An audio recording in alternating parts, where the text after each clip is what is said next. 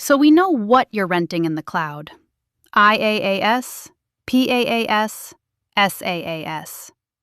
But now the real question is, where is this cloud actually living? And who else gets to use it? That's where cloud deployment models come in. Let's break them down, starting with the most common one. First up, public cloud. This is what most people mean when they say the cloud. Microsoft owns massive data centers, fills them with servers, and rents them out to everyone. You, me, startups, Fortune 500 companies. Your data stays isolated and secure, but the physical hardware is shared. Think of it like flying commercial. You don't own the plane, hundreds of other passengers are on it, but it's cheap, efficient, and just works. Azure, AWS, Google Cloud, all public clouds. You pay for what you use. Microsoft handles maintenance, and you get powerful tech without buying a single server. Now, what if a company says, "Nah, I don't want to share anything"? That's where private cloud comes in. Private cloud means a company builds its own cloud infrastructure, either in their own data center or hosted exclusively for them. No sharing, no neighbors, just them. Why do this? Usually for control, security, or compliance. Banks, government agencies, healthcare, they often have strict rules about where data can live. Think of it like owning a private jet.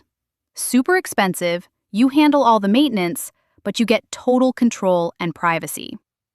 The downside?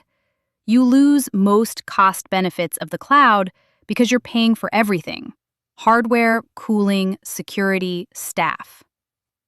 So what if a company wants both control and flexibility? Enter hybrid cloud, the best of both worlds setup.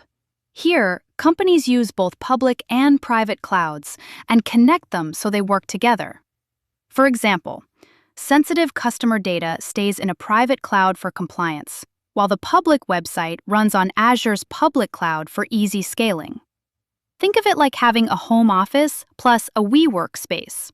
Private stuff stays at home, collaboration happens in shared space. This is extremely common in real life. Companies want security where it matters and cost savings everywhere else. And Azure makes this seamless.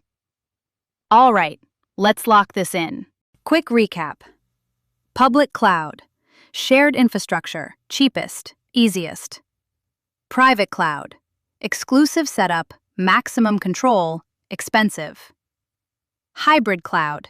Mix of both. Very common in enterprises. For AZ-900, remember this rule of thumb. Public for startups and cost savings. Private for strict compliance. Hybrid when companies want both. All right, in the next episode, we'll break down why companies move to the cloud at all: scalability, reliability, and disaster recovery.